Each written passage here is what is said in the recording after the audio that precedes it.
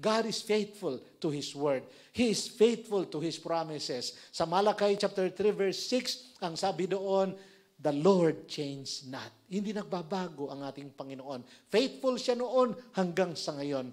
At sa Isaiah 55 verse 11, bawat words na lumalabas, so shall my word that goes forth out of my mouth. It shall not return unto me empty or void, but it shall accomplish what pleases me, and it shall prosper where I sent it.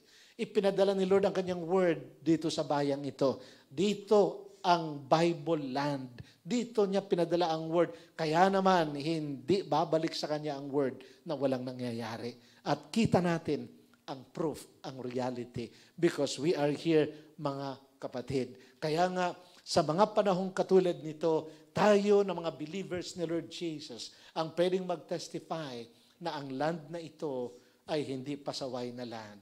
Pero ang land na ito ay love ni Lord na land. Bagamat hindi perfect, palpak, nag-fall, lahat naman talaga ay nag-fall. Lahat naman talaga ay nagkakasala, walang sino man. Yun ang sabi ng Bible. Pero dahil si God may covenant sa bayang ito, hindi kayang wasakin ang bayang ito. Dahil ang Lord ang nag-declare and His faithfulness because He changed not. At ang kanyang word ay hindi rin mag-fail. It will accomplish what pleases Him. It shall prosper where He sent it.